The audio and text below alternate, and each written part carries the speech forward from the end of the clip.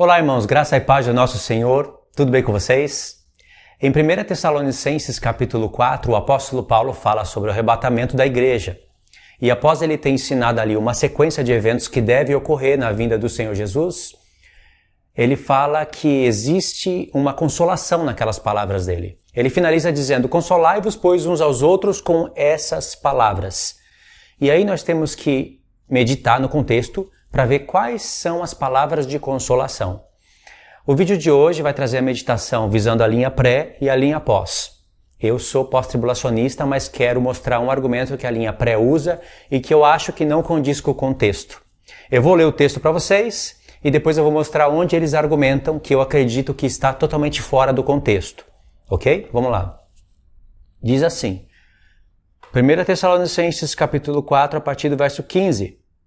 Ora, ainda vos declaramos por palavra do Senhor isto, nós, os vivos, os que ficamos até a vinda do Senhor, de modo algum precederemos os que dormem. Portanto, o Senhor mesmo, dada a sua palavra de ordem, ouvida a voz do arcanjo e ressoada a trombeta de Deus, descerá dos céus, e os mortos em Cristo ressuscitarão primeiro. Depois nós, os vivos, os que ficarmos, seremos arrebatados juntamente com eles, entre nuvens, para o encontro do Senhor nos ares, e assim estaremos para sempre com o Senhor.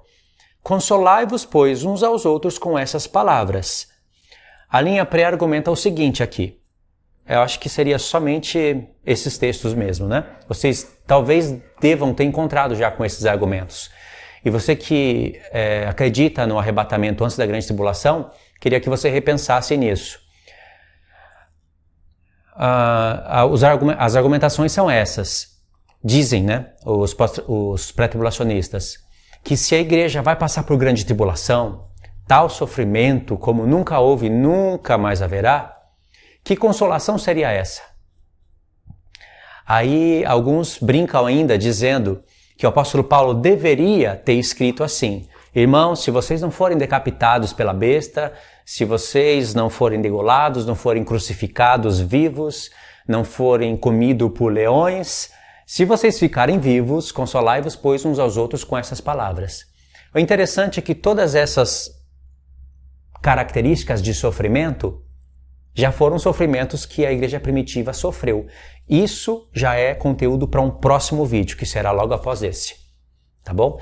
Então, dizem isso, né? Se a igreja vai passar por tudo isso, que consolação seria essa? Mas se vocês olharem para o contexto, irmãos, o apóstolo Paulo não está interessado em falar de grande tribulação.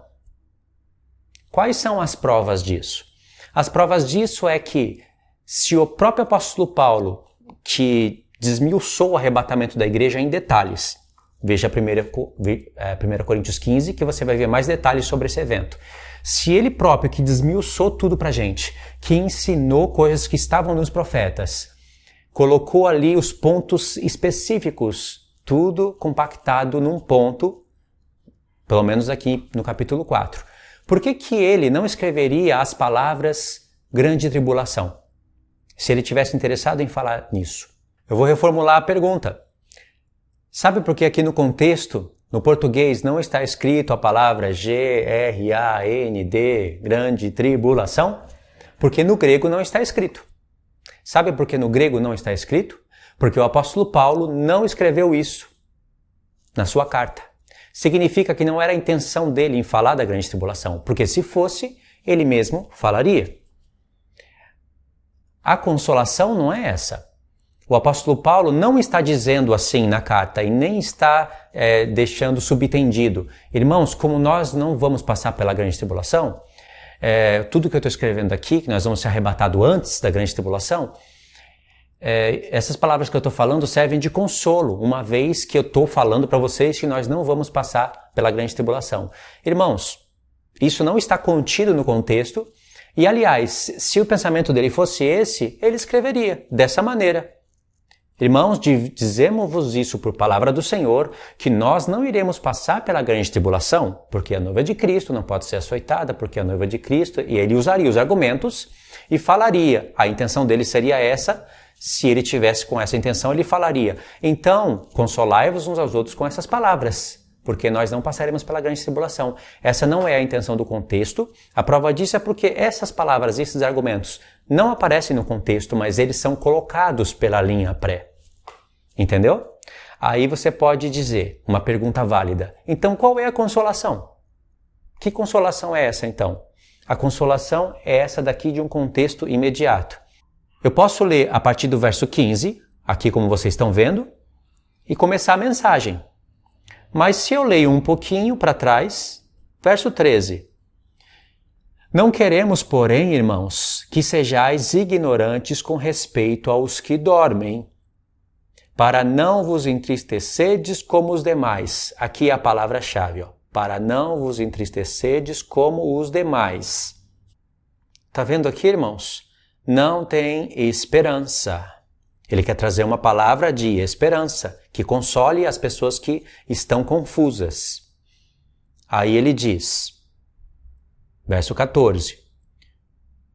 Pois se cremos que Jesus morreu e ressuscitou, assim também Deus, mediante Jesus, trará em sua companhia os que dormem. Aí ele quer mostrar a consolação para os irmãos. Ora, ainda vos declaramos por palavra do Senhor. Nós, os vivos, os que ficamos até a vinda do Senhor, de modo algum precederemos os que dormem. Ele está falando que ninguém pode ser arrebatado na frente de ninguém. Portanto, o Senhor mesmo, dada a sua palavra de ordem, ouvida a voz do arcanjo, ressoada a trombeta de Deus, peças todas aqui, paramos aqui, né? A trombeta de Deus, peças todas do Antigo Testamento, voz do arcanjo, tem arcanjo em Daniel 12, tem trombeta de Deus em vários profetas, tem a última trombeta também.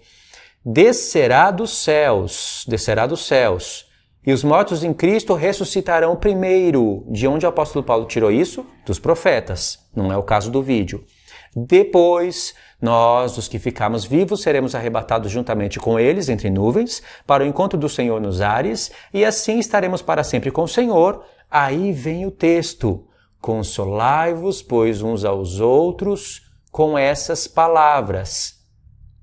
Consolai-vos, pois, uns aos outros com essas palavras. Ok. Quais são as palavras de consolação? Contexto agora, sem deixar ponta solta. Tem pessoas que andam triste porque os familiares morrem e eles não têm esperança em Cristo. Mas o apóstolo Paulo está alertando a igreja, trazendo uma palavra de esperança, dizendo, irmãos, se o Senhor Jesus morreu e voltou a ressurgir, ele também trará em sua companhia os que dormiram nele. Então vocês não podem andar como os demais que andam sem esperança. Porque nós haveremos de ressuscitar os mortos primeiro e os que estiverem vivos serão transformados e juntos seremos arrebatados. Isso traz esperança para a igreja. Essa é a palavra da esperança, é a palavra da consolação. Ainda que alguém pudesse dizer, mas ele está falando das duas coisas, é esperança na ressurreição e esperança por não passar pela grande tribulação. Se fosse as duas coisas, ele, melhor do que ninguém, escreveria isso no contexto. Era só ele abrir um caminho para 3 parágrafos. Entendeu, irmãos?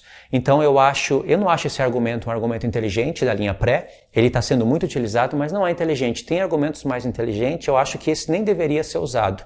Mas, já que foi usado, é bom até para a gente ver que existe uma forçação, não é? Então, irmãos, qual é a palavra de consolação?